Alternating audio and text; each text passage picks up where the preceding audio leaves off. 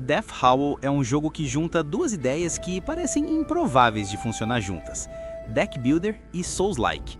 E o resultado é bem interessante. Ele é tático, pesado, puxa para o sofrimento, mas quando encaixa, encaixa bonito. Aqui você joga com a Ro, uma mãe em luto entrando no mundo espiritual atrás do filho. A base da história já começa forte, e o jogo segura esse tom o tempo todo com um clima escuro, frio e bem desconfortável. A própria descrição oficial define o jogo como um deck builder tático com pegada Souls-like, inspirado em folclore nórdico, e essa descrição acerta bem no que ele entrega.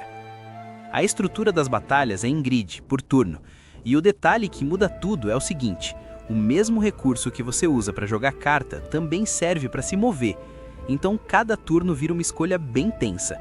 Você bate, se protege ou gasta mana para sair de uma posição ruim. Não dá para fazer tudo. Isso deixa o combate com cara de quebra-cabeça agressivo. Você passa menos tempo pensando em combo bonito e mais tempo tentando sobreviver sem entregar o turno. No ponto mais forte, Death Howl força a adaptação. Você derrota inimigos, junta os Death Howls e usa isso para criar cartas novas e evoluir a sua árvore de habilidades nos pontos de descanso. Só que descansar também traz os inimigos de volta. Aí entra a parte Souls-like de verdade, progresso e risco andando juntos. E ele tem outra sacada boa: em vez de te empurrar para um deck só, o jogo te obriga a mexer na build conforme a área muda. Se você insiste na mesma solução para tudo, ele cobra, e cobra cedo. Visualmente, ele tem um pixel art bem bonito, mas sem glamour. É um jogo de cor mais apagada, cenário estranho, criatura esquisita e clima pesado.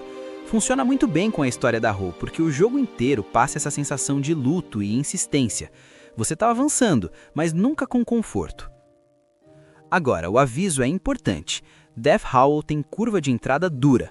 O começo é punitivo, o tutorial explica pouco e muita coisa você aprende errando e pagando por isso.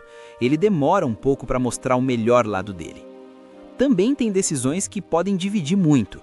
Alguns jogadores curtiram a pressão constante, outros reclamaram de grind, do sistema de reset entre áreas e de momentos em que o caminho te coloca em perigo sem muita margem para corrigir.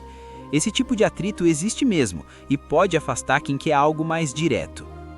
Mesmo com essa dureza, o combate tem um mérito grande: ele recompensa a leitura de jogo.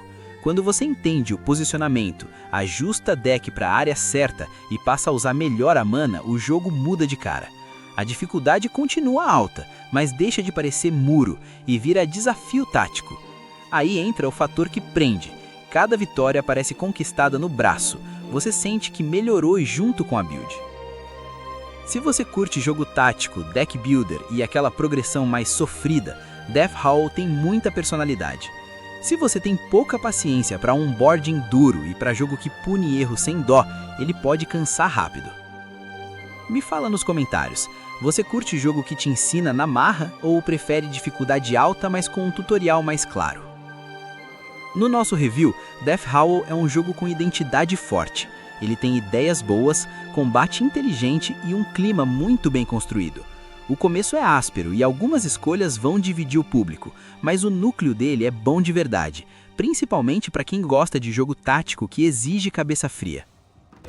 Se você bater de frente com a curva inicial e topar aprender o ritmo dele, Death Howl entrega uma experiência bem diferente dentro do estilo. E isso hoje já vale atenção. E comenta aí, qual jogo te ganhou justamente por ser difícil no começo, mas depois virou vício?